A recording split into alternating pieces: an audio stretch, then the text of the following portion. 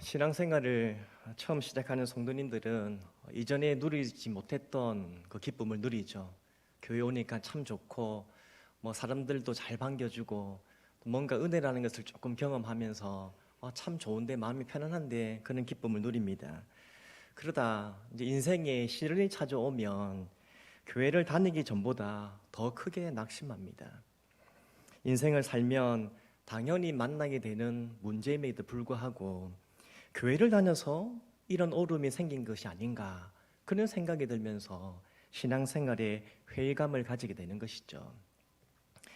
그런데 신앙생활을 오래 한 사람들도 마찬가지입니다. 믿음 생활을 잘 하고 있음에도 이해할 수 없는 일이 일어나고 또 내 힘으로 감당할 수 없는 일들이 일어나면 낙심이 되지요. 갑자기 자녀에게 문제가 생깁니다. 또 자신도 직장에서나 이웃 간의 관계 속에서 나를 괴롭히는, 나를 힘들게 하는 사람을 만납니다. 내 힘으로 감당하기 버거운 일들이 있고요. 또 계획대로 일이 진행되지 않는 그런 상황이 생깁니다. 그러면 마음이 힘들죠. 불안한 마음이 들기도 하고 하나님께 원망하는 마음이 생기기도 합니다. 사실 살다 보면 우리의 마음을 무너뜨리고 우리의 믿음을 흔드는 문제들이 어김없이 찾아옵니다. 우리만이 아니라 하나님 믿는 백성들에게 또 믿지 않는 백성들에게도 다 이런 일들은 일어나죠. 오늘 본문도 보시면 이 예루살렘 교회에도 이해할 수 없는 일들이 일어납니다. 자, 1절 2절을 한번 보실까요? 오늘 본문 1절 2절을 같이 한번 읽어보겠습니다. 시작. 그때에 헤롯 왕이 손을 들어 교회 중에서 몇 사람을 해하려 하여 요한의 형제 야고보를 칼로 죽이니. 아멘. 1절 보시면 그때라고 하는데요. 이때는 스데반의 순교 이후로 복음이 활발하게 전해지고 교회가 부흥하고 있을 때입니다. 주목할 것은 그때에 무슨 일이 일어났느냐 이겁니다. 자, 그때에 헤롯이 손을 들어 교회 중에서 몇 사람을 해하려 하였다. 그렇게 말씀합니다. 여기서 헤롯은 헤롯 아그리파 1세로 헤롯 대왕의 손자입니다. 그가 교회에 몇 사람을 해하려고 하였다고 하는데 그는 이미 요한의 형제 야고보를 처형시켰습니다. 자, 헤롯 아그리파가 왜 그렇게 교회를 핍박하는가? 왜 그리스도인들을 핍박하는가? 그 이유는 유대인들의 환심을 사고 그리고 그의 정치적인 이득을 얻기 위해서입니다. 실제로 그가 요한의 형제 야고보를 죽였을 때 유대인들이 기뻐하죠. 그리고 그 일로 그의 정치적인 입지도 더 든든해졌습니다. 그래서 이제 이 헤롯 아그리파는 야고보만이 아니라 이제 교회 지도자인 베드로까지 죽이기 위해 옥에 잡아 넣었습니다. 보십시오. 스데반의 순교로 모자라서 야고보까지 순교를 당하게 되었죠. 그리고 이제 베드로까지 옥에 갇혔습니다. 이게 무슨 일입니까? 교회가 무엇을 잘못했습니까? 크게 잘못한 게 없습니다. 그 당시 그리스도인들이 잘못한 게 없습니다. 그럼에도 교회가 조금 부흥하려고 하니까 핍박이 오고 고난이 찾아옵니다. 그러니 어디 무서워서 신앙생활 하겠습니까? 교회 다녀도 하나님을 믿어도 이렇게 고난이 오는데 이렇게 핍박 때문에 힘들어하는데 어떻게 믿음 생활 하겠습니까? 오늘날도 그렇지요. 세상이 하나님의 백성들을 공격하고 괴롭힙니다. 그래서 믿음으로 살아가는 성도들이 힘겨운 시간을 보냅니다. 사람 때문에 힘들고요. 환경 때문에 괴롭고 여러 가지 고난으로 마음이 힘들고 불편합니다. 하나님의 말씀대로 살려고 하는데 그리고 복음도 전하기도 하는데 또 교회 생활을 참 좋기도 하는데 그런데 이 고난과 시련이 어김없이 찾아옵니다. 자, 이것을 어떻게 해석하고 이 상황을 어떻게 극복해야 할까요? 답이 있습니까? 답이 있습니다. 무엇이 답일까요? 하나님 백성들은 이러한 상황을 어떻게 해석해야 되고 어떻게 극복해야 할까요? 자, 첫 번째는 하나님께 기도하면 하나님의 역사를 볼 수 있습니다. 계속해서 본문에서 이 헤롯이 하는 일과 하나님이 하시는 일을 한번 보십시오. 오늘 헤롯이 베드로를 옥에 가두고 경비를 철저히 했죠. 4절 보니까 군인들을 4조로 나누어서 6시간씩 밤낮으로 빈틈없이 감시합니다. 그리고 6절을 보면 군사를 베드로 양쪽에 묶어서 베드로와 함께 자도록 했습니다. 헤롯이 이렇게까지 하는 이유는 이전에 베드로가 감옥에서 한번 탈출한 적이 있었거든요. 그런 적이 있었기 때문에 이번에는 그런 일이 없도록 철저하게 모든 것을 준비하고 있습니다. 베드로를 놓치지 않겠다, 반드시 죽이겠다 이거죠. 그런데 오늘 이 본문 보시면 드라마 같은 이야기가 펼쳐집니다. 드라마 같은 하나님의 역사는 헤롯이 베드로를 잡아 죽이려고 하기 전날 밤, 죽이려고 했던 그 전날 밤에 일어납니다. 자, 7절을 보시면요, 하나님이 베드로를 구출하기 위해서 천사를 보내시죠. 천사가 간수들 틈에 묶여 자고 있던 베드로를 쳐서 깨우고 옥새를 풀어줍니다. 그때 베드로는 깨어났지만 양옆에 자고 있던 군사들은 알지 못했습니다. 자, 이제 풀렸습니다. 근데 이제부터가 진짜 문제죠.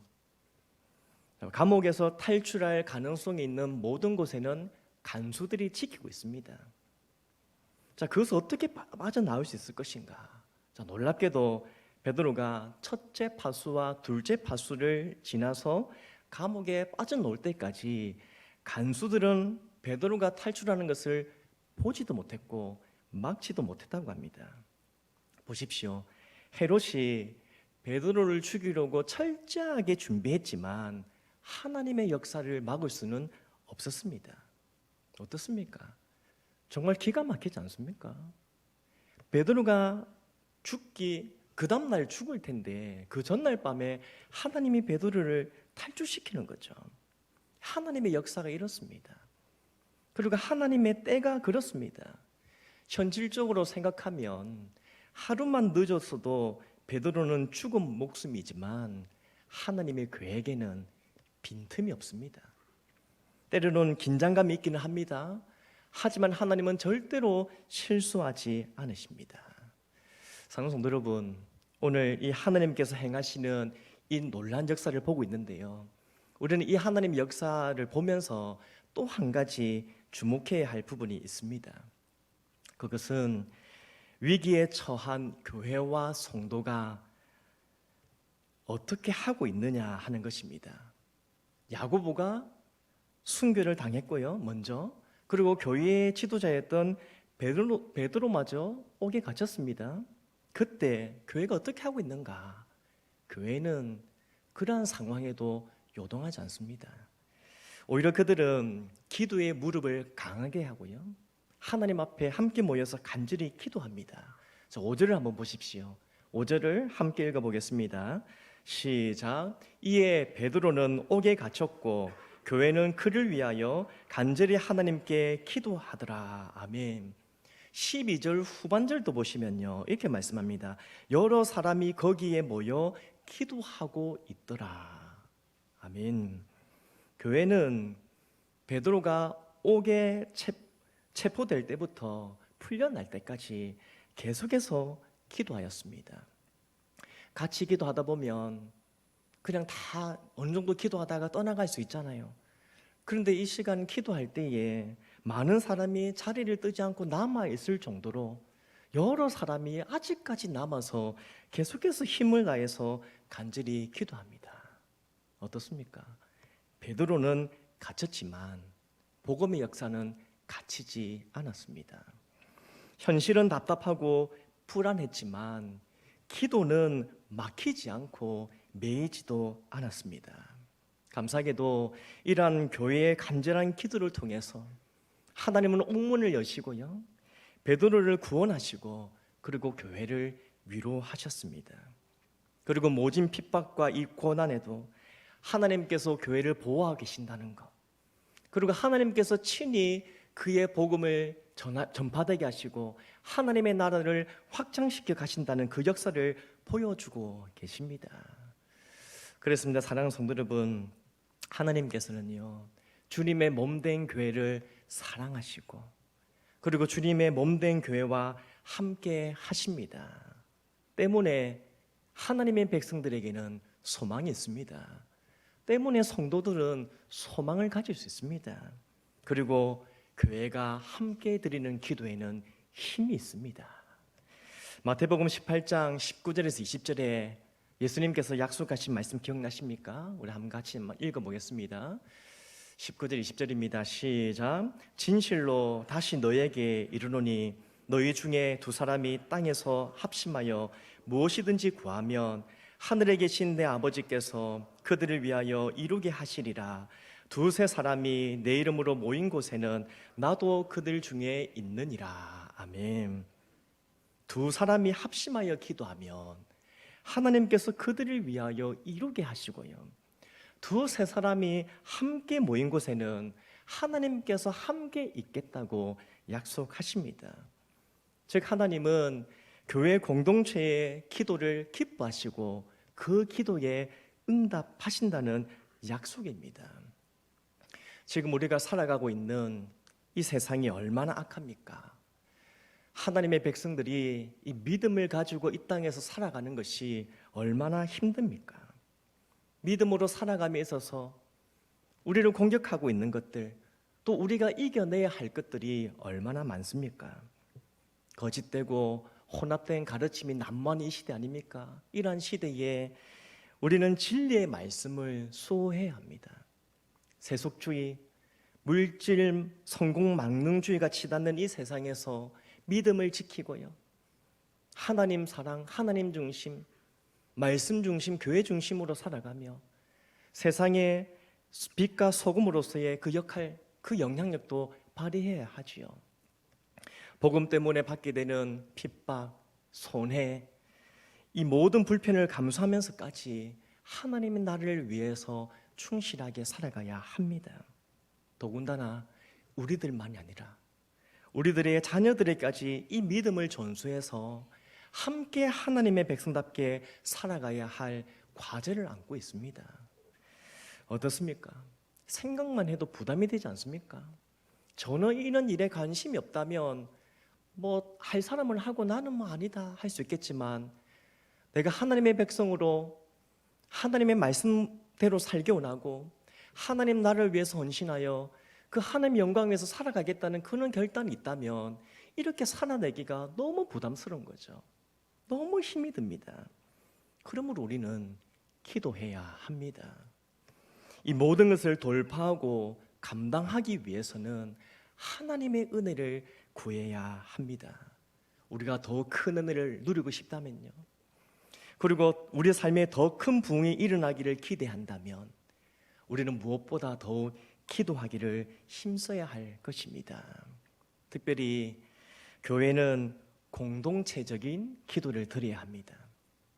개개인이 기도의 무릎을 강하게 해야 하고요, 그리고 함께 모여서 마음을 모아 기도해야 합니다. 성도들이 세상에서 믿음으로 승리할 수 있도록, 교회가 하나님의 말씀으로 세상을 이길 수 있도록 교회 공동체는 함께 기도의 화력을 쏟아 부어야 합니다. 그렇습니다. 우리가 기도한다면, 함께 기도한다면 하나님께서 행하신 이 일을 보일 수 있을 줄 믿습니다. 혹 교회에 위기가 올 수 있죠. 혹 성도들의 삶에 어려움이 있을 수 있죠. 하지만 우리가 함께 기도하기만 한다면 그 위기의 순간이 하나님께서 역사하시는 기회의 시간으로 변하게 될 줄 믿습니다. 지금도 교회가 함께 기도한다면, 우리가 함께 기도한다면 하나님께서 하늘 문을 여시고 하늘의 은혜를 부어주시고 놀라운 구원을 베풀어 주시고 그리고 하나님의 영광을 드러내실 줄 믿으시길 바랍니다. 사랑하는 성도 여러분, 살다가 혼자 힘으로 감당하기 어려운 일이 만날 때 있잖아요. 지금도 그런 어려운 시간을 지내고 있는 분들이 계시지 않습니까? 그렇다면 교회에 기도를 요청하시기 바랍니다. 솔직히 기도를 부탁하려고 하니까 조금 부담스럽습니다. 왜냐하면 내가 기도 부탁을 하면 다른 사람에게 짐을 지우는 것 같아서 미안한 마음이 드는 것이죠. 하지만 그렇지 않습니다. 우리는 이 교회의 중보 기도를 통해서 함께 하나님께서 행하시는 그 역사를 보며 함께 풍성한 은혜를 누리게 됩니다. 기도의 짐을 얻게 되는 것이 아니라 함께 기도함으로 함께 하나님의 역사를 경험하는 이 은혜를 누리게 되는 것입니다. 그러므로 위기의 순간, 고난의 순간, 이해할 수 없는 일이 일어나는 그 순간 내가 먼저 주님 앞에 간절히 기도하고 교회 공동체의 이 기도를 통해서 이 시간을 돌파하는, 이 어려움을 극복하는 우리 모두가 되기를 간절히 소망합니다. 이 기도를 통해서 고난을 이기게 하신 하나님, 장애물을 뛰어넘고 한계를 돌파하게 하시는 하나님, 믿음으로 승리케 하시고 사명을 감당하게 하시는 하나님, 하나님의 말씀으로 이길 수 있다는 것을 목도하게 하고 하나님의 영광을 드러낼 수 있도록 우리의 삶을 사용하시는 그 하나님, 그 하나님의 능력을, 그 역사를 경험하며 우리 입술에 더 감사와 찬송이 풍성하게 하나님께 올려지기를 주님의 이름으로 축복합니다. 둘째로, 교회와 이 성도가 위기의 순간, 이해할 수 없는 일이 일어날 때 어떻게 해석하고 대처해야 하는가? 자, 두 번째는 하나님의 계획과 섭리를 깨달으면 고난도 감사의 제목이 되는 줄 믿어야 합니다. 이것을 깨닫고 이 믿음을 가져야 합니다. 자, 오늘 베드로와 이 야고보를 한번 보겠습니다. 자, 베드로와 야고보 둘 다 복음을 전하다가 감옥에 갇혔습니다. 그런데 헤롯이 교회 중 몇 사람을 해치려고 했을 때 야고보는 순교를 당하고요. 그런데 오늘 이 베드로는 하나님이 보내신 천사를 통해서 감옥에서 구출되었습니다.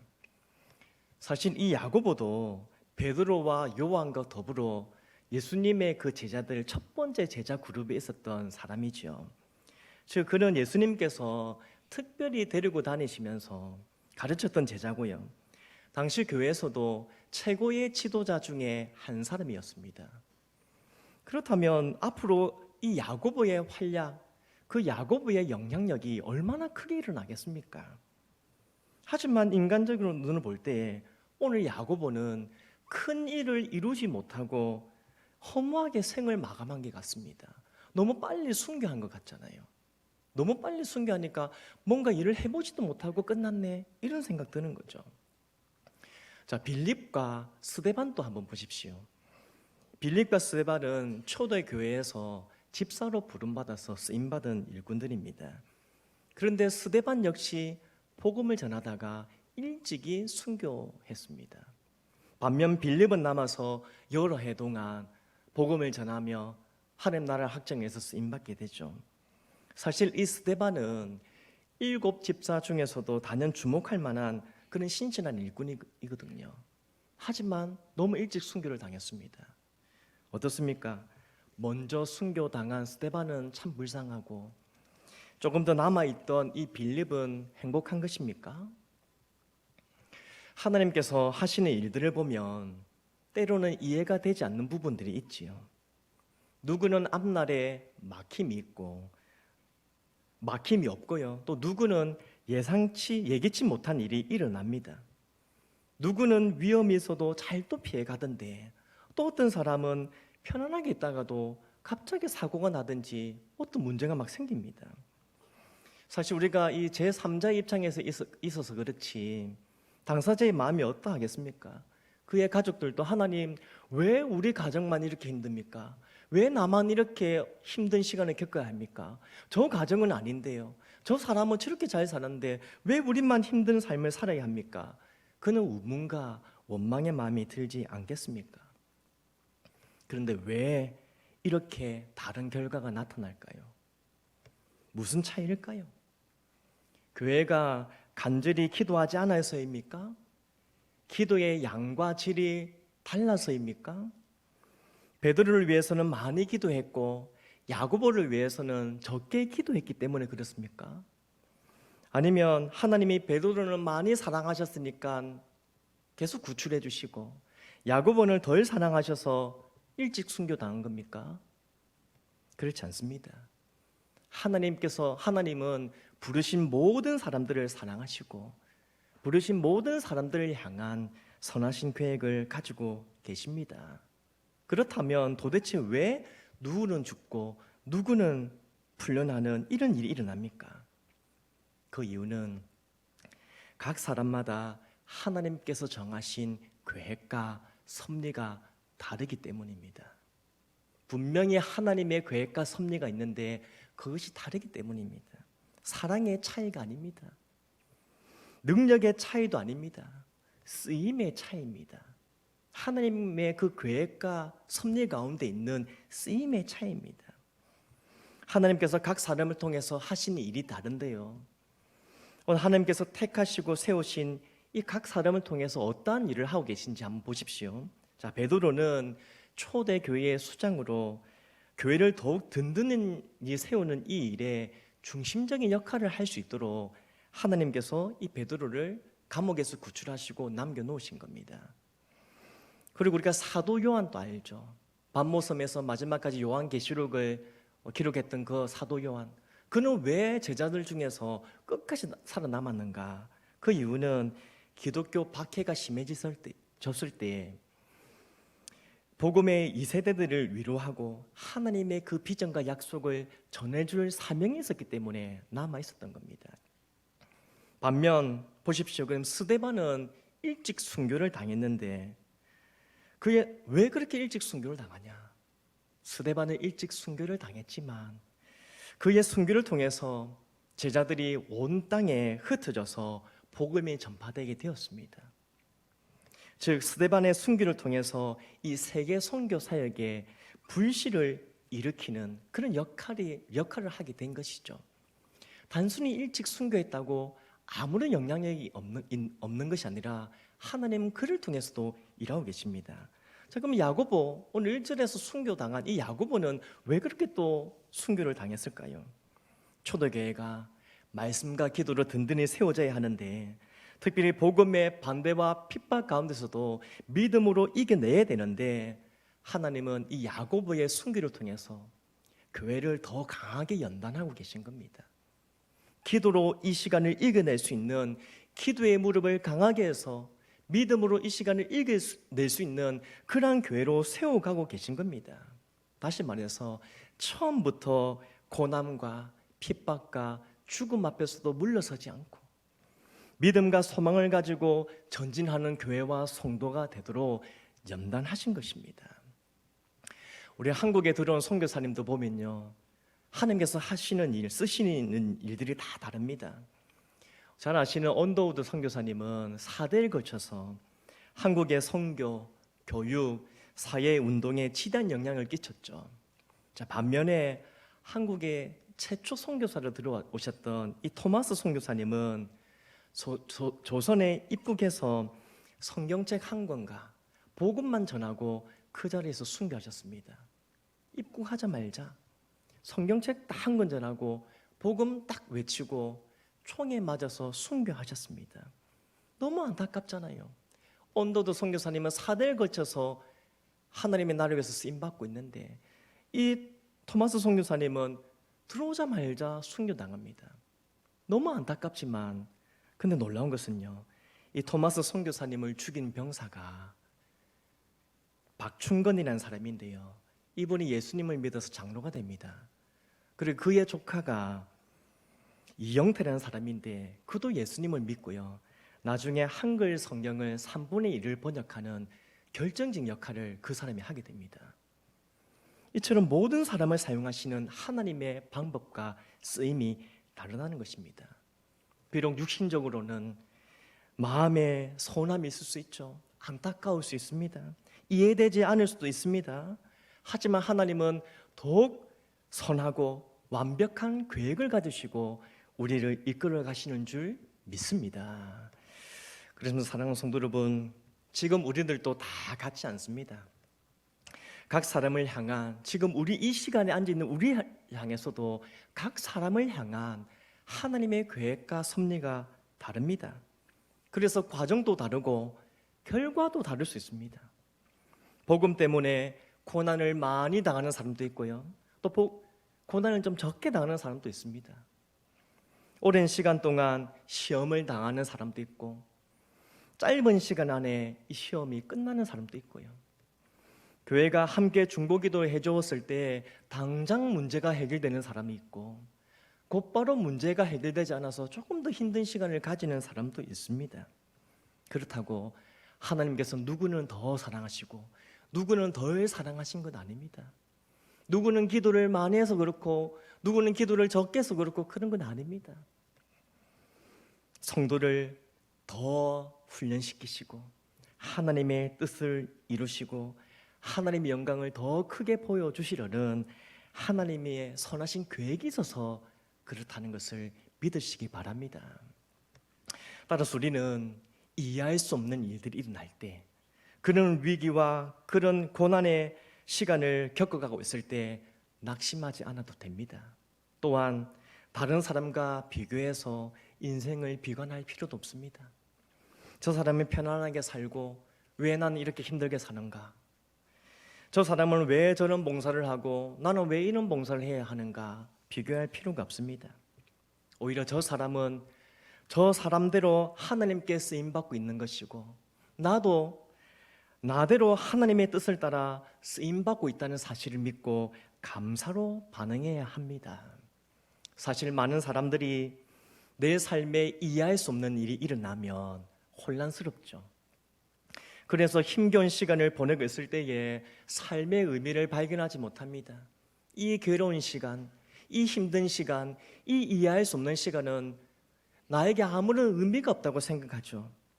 하지만 내 삶에 하나님의 선하신 뜻이 있다는 것을 믿는다면, 그리고 내 삶이 하나님의 뜻대로 되기를 원한다면 우리는 어떤 삶에도 의미를 발견할 수 있습니다. 다시 말해서요, 내가 원하는 그림이 아니다 할지라도, 내가 계획한 그 계획이 아니라 할지라도 하나님의 섭리가 있다는 것을 깨닫기만 한다면 모든 것이 감사의 이유가 될 수 있다는 것을 믿으시길 바랍니다. 그렇습니다. 사랑하는 성도 여러분, 하나님은 지금도 우리 삶의 모든 부분을 사용하셔서 하나님의 뜻을 이루십니다. 사나 죽으나, 크나 작으나, 부요하나 가난하나, 형통하나 공고하나, 하나님은 이 모든 것을 통해서, 이 모든 것을 사용하시고 모든 것을 통해서 영광을 받으십니다. 따라서 중요한 것은 세상에서 얼마나 멋지고 화려하게 살아가고 있는가, 이것이 아닙니다. 중요한 것은 얼마나 하나님을 신뢰하고 하나님의 뜻에 순종하며 살고 있는가, 이것이 중요합니다. 내 인생이 내가 원하는 대로 되지 않아도 나를 향한 하나님의 선하신 계획이 있다는 것을 내가 신뢰한다면, 그리고 하나님의 뜻에 순종하는 결단이 있다면 우리의 삶은 하나님의 뜻을 이루는 도구가 되고 있다는 사실을 믿으시길 바랍니다. 말씀 맺겠습니다. 테니스 역사상 이 엄청난 업적을 이룬 이 윌리엄스 자매가 있습니다. 언니는 비너스 윌리엄스고요, 동생은 세리나 윌리엄스입니다. 아마 테니스를 좀 치시는 분들은 이 자매를 아실 텐데요, 이 아버지는 이 두 딸이 태어나기 전에 이미 이 딸들을 테니스 스타로 만들겠다는 계획을 세웁니다. 그리고 엄청난 헌신과 노력으로 딸들을 지도합니다. 감사하게도 이 딸들에게도 재능이 있어서 남다른 테니스 실력을 가지게 됩니다. 들성 부른 나무는 떡잎부터 알아본다고 이 두 자매는 어릴 적부터 사람들의 이목을 집중시켰습니다. 자, 그런데 어찌된 영문인지 이 아버지는 언니에게만 더 집중합니다. 언니에게만 개인 코치를 붙여주고요, 그리고 언니에게만 대회 나갈 기회를 주고요, 또 언니에게 온갖 지원을 아끼지 않습니다. 반면 이 동생은 언니가 레슨 받은 그 동영상을 보면서 연습해야 됐고요. 그리고 이 아버지가 이 동생은 대회도 나가지 못하게 해서 부모님 몰래 대회를 나갑니다. 자, 솔직히 이 동생은 아버지가 하는 방법이 도무지 이해가 되지 않습니다. 아버지는 언니만 편애하는 것 같아서 서운한 마음을 감추지 못하죠. 또 이대로 가다가 자신은 기회를 잃어버리고 실패할 것 같은 그런 생각도 듭니다. 왜 나만 이래야 하는가? 왜 나만 이렇게 불합리하게 이 상황을 견뎌야 하는가? 이것을 생각하면 속상하고 원망의 마음이 들 뿐이죠. 동생이 한참 그런 원망의 마음이 있을 때 이 아버지가 이 둘째 딸, 이 동생을 찾아가서 이야기합니다. 그 서운한 마음을 달래주면서요, 이 아버지가 이 둘째 딸에게 예언과 같은 그런 약속을 하는데요, 이렇게 이야기합니다. 비밀 하나 알려줄까? 내 언니는 세계 최초의 흑인 여성 챔피언이 될 거야. 그러나 너는 역사상 최고의 선수가 될 거야. 왜 그런 줄 아니? 아버지가 다 계획하였기 때문이야. 내가 다 계획했기 때문이야. 이 아버지는 둘째 딸도 똑같이 사랑하고요, 둘째 딸을 향한 계획도 다 가지고 있었습니다. 자, 놀라운 것은 이 아버지의 계획대로 언니는 정말 흑인 최초 여성 챔피언이 되고요, 윈블던에서 5회 우승을 합니다. 엄청난 거거든요. 그리고 이 동생 세레나 윌리엄스는요, 23번의 그랜드슬램을 달성하면서 정말 역사상 최고의 테니스 선수가 되었습니다. 자, 여기서 제가 주목하고자 하는 것은 아버지에게는 자녀들을 향한 계획이 있다는 것입니다. 어떻습니까, 성도 여러분? 우리를 향한 하나님의 마음이 느끼시지 않습니까? 그렇습니다. 우리 하나님 아버지께서도 우리를 향한, 우리 각 사람을 향한 계획이 있으십니다. 지금도 우리를 사랑하시는 하나님은 우리를 향한 선하신 계획, 완벽한 계획을 가지시고 지금도 우리의 삶을 이끌어가고 계신 줄 믿으시기 바랍니다. 사랑하는 성도 여러분, 지금까지 살아온 길, 그리고 지금 내 인생에 일어나는 일들을 생각하면 만족이 되십니까? 그래서 감사의 고백이 나오십니까? 우리가 추수감사주의를 앞두고 있는데요, 추수감사주의를 앞두면서 바라기는 우리의 감사의 수준이 더 높아지기를 간절히 소망합니다. 이해할 수 없는 상황에서도, 내 삶에, 우리 가정에, 내가 하는 일에, 우리 교회에 이해할 수 없는 이 상황에서도 우리를 향한 하나님의 선하신 그 계획, 그 섭리가 있는 줄을 믿고 더 깊은 수준의 감사를 드릴 수 있는 우리 모두가 되기를 간절히 소망합니다. 다른 사람과 비교할 것도 없고요, 내가 다른 사람보다 좀 낫네, 내가 다른 사람들보다 나 좀 더 못해서 좀 마음이 힘드네, 이런 마음 가질 필요도 없고요, 하나님께서 나를 사용하고 나를 사랑하고 계시고 지금도 나를 사용하고 계신다는 그 사실만으로도 감사로 주님 앞에 나아가는 우리 모두가 되기를 간절히 소망합니다. 그리고 나를 향한 하나님의 섭리를 깨달아 알아 현재 나의 삶을 통해서 이루고자 하시는 이 하나님의 뜻에 충실하게 반응하면서 감사로 나아가고 믿음으로 나아가고 순종으로 나아가 하나님의 영광을 보고 또 우리의 삶을 통해 주께 영광 돌리는 우리 모두 되기를 주님 이름으로 축복합니다.